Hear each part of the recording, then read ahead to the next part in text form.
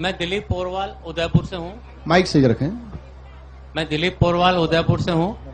मेरा प्रश्न है महाराज जी कि गाय या भैंस का दूध जो है हम यूज करते हैं, उसमें बछड़े को जो है उसका दूध मतलब उसमें अंतराय कर्म लगता है क्या? बछड़े के हिस्से का दूध। आपने बहुत महत्वपूर्ण प्रश्न उठाया है।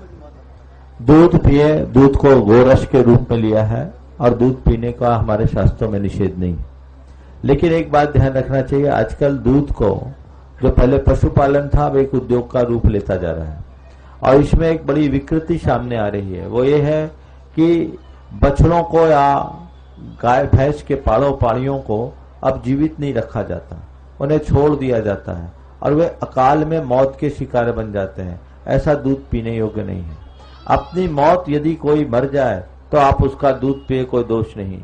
लेकिन जानबूझ करके जो लोग अपने गाय भैंस के बच्चों को मार देते हैं उनका दूध पिए, ठीक नहीं। आपको बछड़े वाली गाय या भैंस का ही दूध पीना चाहिए। और इंजेक्शन से लिया हुआ दूध तो ऐसे भी हानिकारक है।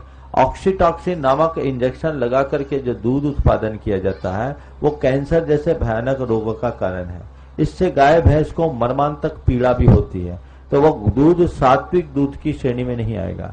और बछड़े वाले गाय को भी आप दूध तब लें जब एक थन बछड़े के लिए छोड़ा जाए। यदि पूरा दूध निचोड़ लिया जा रहा है और आप ले रहे हैं तो दोष के भागी हैं। इसका सबसे अच्छा सॉल्यूशन तो यह है कि आप खुद गौपालन करें।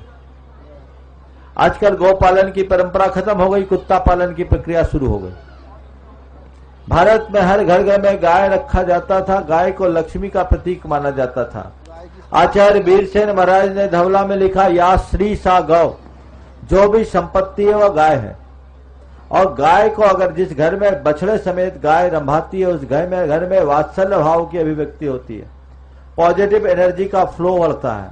तो आप अपने घर में सकारात्मकता को बढ़ाना चाहते तो गाय रखें, बछड़ा रखें और शुद्ध दूध पिए, या इस तरह से सामूहिक व्यवस्था करें। अगर व्यक्तिगत रूप से शहर के फ्लैटों में नहीं रखा जा सकता तो सामाजिक स्तर पर इस तरह की गौशालाएं आप खोले ताकि आपको शुद्ध दूध मिल सके, क्योंकि हम शाकाहारियों को पोषक तत्व के लिए दूध से अच्छे और कोई आहार नहीं है। तो इसकी पूर्ति हो, शुद्ध दूध, शुद्ध घृत प्राप्त हो, ऐसी प्रक्रिया आपको अपनाना चाहिए और अपने यहाँ रखना चाहिए। मैं एक बात बता रहा हूँ, कुत्ता पालन की जो कुप्रथा चल पड़ी है ये बहुत भयानक है। गाय वात्सल्य का प्रतीक है और कुत्ता क्रूरता का।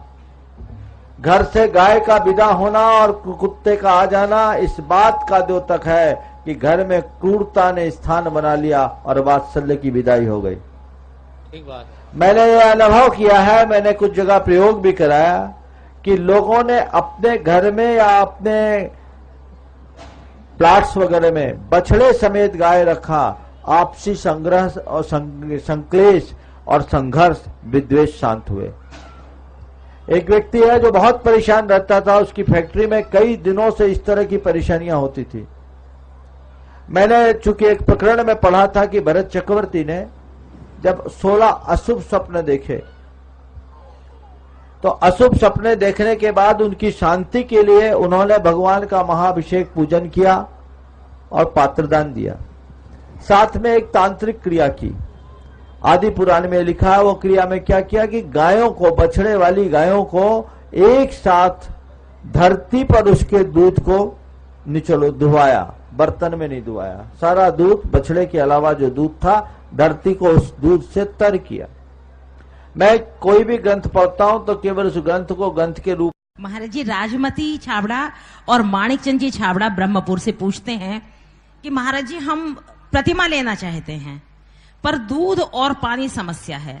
हम आपसे एक समाधान चाहते हैं कि यदि काल की परिस्थितियां ये प्रतिकूल हैं पानी और दूध के लिए, तो हमारे लिए क्या व्यवस्था होनी चाहिए? इस तरह तो व्रत की जो परंपरा है वो समाप्ति हो जाएगी। ऐसा है कि यदि आपकी प्रतिमा के धारण करने में दूध और पानी बाधक बन रहे तो आप वहां रहना शुरू कर दो जहां दूध और पानी सुलभ, अथवा अब इस उम्र में दूध की आवश्यकता नहीं है, बिना दूध के भी आप रह सकते हैं। आजकल सोया मिल्क बहुत तेजी से चल रहा है, लोग उसका प्रयोग भी कर रहे हैं। जो वीगन लोग हैं वह तो इसको बहुत ज्यादा अच्छे से प्रवर्तित करते हैं, प्रचारित भी कर रहे हैं। आप उसको लेकर के काम चलाएं, देखें वो आपके स्वास्थ्य के अनुकूल बनता है कि नहीं। पानी का जहां तक समाधान है तो अब पानी समस्या नहीं है। अब तो आप अहिंसा जीवानी यंत्र लगा करके डीप बोरिंग करके 4 इंच के बोरिंग से भी आप बोरिंग का। नमोस्तु महाराज जी। महाराज जी, अंतर्राष्ट्रीय स्तर पे एक शब्द का प्रयोग किया जाता है वीगन। वीगन, हाँ, वीगन, जिसका अर्थ होता है, ये जो विचारधारा वाले लोग होते हैं ये जानवरों से प्राप्त किसी भी वस्तु का प्रयोग नहीं करते, चाहे वो मछली, अंडा, मांस, ऊन, यहां तक कि दूध का भी प्रयोग नहीं करते। उनकी मान्यता दूध के बारे में ये है कि प्रकृति ने किसी भी मैमल को, जो मैमल स्पीसीज होती है बायोलॉजिकल, किसी भी मैमल को शैशव अवस्था के अलावा बड़े अवस्था में दूध पीने के लिए नहीं बनाया। सिर्फ मां का दूध मैमल्स द्वारा पिया जाता है। तो मनुष्य एक अकेला ऐसा मैमल है जो अपनी मां के दूध के अलावा पूरी जिंदगी दूध का सेवन करता है। तो ये विचारधारा कहां तक सही है? देखिए, धर्म की दृष्टि से और भारतीय संस्कृति की दृष्टि से ये विचारधारा पूरी तरह फिट नहीं है। इसलिए नहीं है कि हमारे यहाँ दूध को एक रस के रूप में लिया गया है और ये पाया भी गया है कि ये गाय आदि जो दुधारू प्राणी है उनको यदि पर्याप्त पोषक तत्व दिया जाए तो उनके शरीर में अतिरिक्त दूध प्रकट होता है। हमारे तीर्थंकरों में ऋषभ देव के अलावा बाकी 23 तीर्थंकरों ने प्रथम आहार दूध के ही रूप में लिया है और ये भी देखा गया है कि अगर गाय आदि का दूध न निकाला जाए तो उनको तकलीफ होती है। पूरा दूध उनके बछड़े को पिला दिया जाए तो वो बछड़े के लिए नुकसानदेह होता है। तो ये परस्परोपग्रहो जीवानाम की उक्ति को चरितार्थ करते हुए हमारे यहाँ परंपरा रही कि 4 थन में 1 थन बछड़े के लिए छोड़ दिया जाए, गाय का ठीक ढंग से पालन पोषण किया जाए और उसके बाद दूध लिया जाए या उसके और उत्पादों का प्रयोग किया जाए तो धर्म और संस्कृति की दृष्टि से कतई गलत नहीं। भैया कुमारी छावड़ा। नमोस्तु महाराज जी, नमोस्तु महाराज जी, नमोस्तु महाराज जी। दूध को शाकाहार क्यों मानते हैं? देखिए, दूध को शाकाहार इसलिए मानते हैं कि दूध रक्त नहीं है, गोरस है। रस और रक्त में अंतर होता है। किसी के प्राणी के शरीर से उत्पन्न होने मात्र से उसे हम मांसाहार नहीं कर सकते। दूध तो माँ का भी होता है, माँ के दूध को मांसाहार नहीं कहा जा सकता। इस पर पूर्ण प्रयोग हुआ और दूध के लिए ये कहा गया कि गाय को जब आप चारा खिलाते तो गाय दूध देती है और उसे पर्याप्त पोषण दे तो दूध की मात्रा भी बढ़ जाती है। यहां तक प्रयोग हुआ है कि एक मां को अतिरिक्त पोषण दिया जाए तो अपने बच्चे के पीने योग्य दूध के अलावा भी दूध उसके स्तनों में आ सकता है। तो ये दूध की स्थिति है। गाय को आप चारा खिलाते हैं तब गाय दूध देती है और इसमें ये एक व्यवस्था है। गाय के दूध को न निकाले तो गाय को तकलीफ होगी। तो गाय जो दूध देती है उसे निकालना जरूरी है। आप कह सकते हैं बछड़े का हक है, बछड़ा पूरा दूध पी ले तो बछड़े को तकलीफ हो सकती है। इसलिए एक व्यवस्था बनाई गई कि गाय के थनों में से 1 थन बछड़े के लिए छोड़ दिया जाए, बाकी उसके दूध का निष्कासन कर लिया जाए। इससे गाय को कोई तकलीफ नहीं होती। मनुष्य के शरीर से या गाय के शरीर से रक्त निकले तो उसे वेदना होती है, कमजोरी होती है, पर दूध निकले तो उसे कोई वेदना नहीं, कोई तकलीफ नहीं होती। यही इस बात का प्रमाण है कि ये दूध मांस के समतुल्य नहीं, रक्त के समतुल्य नहीं। दूध शाकाहार है, रस है। हमारे तीर्थंकर भगवंतों ने अपने प्रथम आहार में क्षीरान्न लिया है, इसलिए इसे मांसाहार कहना अच्छी बात नहीं है। कोई दूध नहीं लेता तो ये बहुत अच्छी बात है, लेकिन दूध को लेने का मतलब मांसाहार कहना ठीक बात नहीं। वो अपने आप में संपूर्ण आहार है और उसमें पर्याप्त पोषक तत्व है, शुद्ध आहार। दिनेश जी मिश्रा, पूर्व चेयरमैन लालसोट। गुरुवर को सादर प्रणाम, चरण स्पर्श। मेरा एक प्रश्न है कि अपने जैन धर्म में शाकाहारी और मांसाहारी को बहुत अलग अलग माना गया है। गुरुवर, गाय, भैंस, बकरी सब में से जो दूध आता है, जब उनके शरीर में से आता है, उस दूध को अपन शाकाहारी कैसे मानते हैं? बहुत अच्छा प्रश्न किया आपने। देखिए, जो जो प्राणी के शरीर से निकलता है वह सब मांस नहीं है। दूध को रस कहा जाता है। रस और रक्त में भिन्नता है।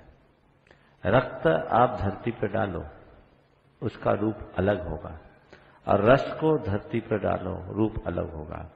गाय के शरीर से रक्त बहता है, गाय को तकलीफ होती है, और गाय के शरीर से दूध निकाला जाता है, गाय को कोई परेशानी नहीं होती।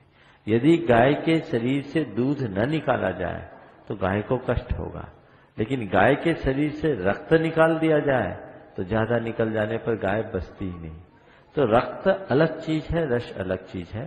भारत में दूध को हमेशा हमारे संतों ने स्वीकार किया, हर धर्मों में। और दुग्ध क्षीरान्न हमारे तीर्थंकरों ने तो प्रथम आहार के रूप में मुख्यता से लिया। इसलिए रस और रक्त दोनों को भिन्न भिन्न समझना। दूध किसी भी तरह से नॉनवेज नहीं कहा जा सकता, क्योंकि दूध की व्यवस्था बिल्कुल भिन्न है, अलग है। और इसमें दूध गाय के शरीर में होता है, उसको जब अन्न दिया जाता है तो अन्न उसको माने चारा दिया जाता है, तो चारा देने के बाद शरीर में दूध बनता है। ये ऐसा ही है जैसे रॉ मटेरियल डाला और प्रोडक्ट निकला। तो चारा देने के बाद दूध से दूध की उत्पत्ति हुई। ये भी प्रयोग में सिद्ध हुआ है कि एक माँ को भी यदि अतिरिक्त पोषण दिया जाए तो उस माँ के शरीर में भी बच्चे को पिलाने से अतिरिक्त दूध प्रकट हो सकता है। तो इसलिए इस दूध में किसी भी प्रकार का दोष नहीं। हाँ, दो बातों का विशेष ध्यान रखना चाहिए। दूध के उत्पादन के समय बछड़े को पर्याप्त दूध मिले। हमारे यहाँ 1 थन बछड़े के लिए छोड़ने की परिपाटी रही, क्योंकि पूरा दूध अगर बछड़े को पिला दे तो बछड़ा भी बीमार हो जाएगा। तो गाय एक मात्रा में दूध देती, इसी से गोपालन होता है। तो गोपालन अगर आप दूध पीना ही बंद कर देंगे तो गोपालन किस लिए होगा, सब कर जाएंगे। तो 1 थन बछड़े का हक है, उसे देना चाहिए, बाकी लेने वाले ले। और इंजेक्शन का प्रयोग करके दूध उत्पादन न हो। ऑक्सीटॉक्सिन इंजेक्शन का जो प्रयोग किया जाता है आजकल अंधाधुंध होने लगा है, वो कैंसर का कारण है। स्वास्थ्य की दृष्टि से और भावनात्मक दृष्टि से वो दोनों प्रकार के दूध देने योग्य नहीं है। इसलिए दूध को कभी भी मांसाहारी नहीं कहा जा सकता, ये भ्रम निकाल दीजिए। कुछ लोग हैं जो वीगन है, अपने आप को कहते हैं, वो दूध नहीं लेते। न लेना अच्छा है, लेकिन दूध लेने का मतलब नॉनवेज लेना अच्छी बात नहीं।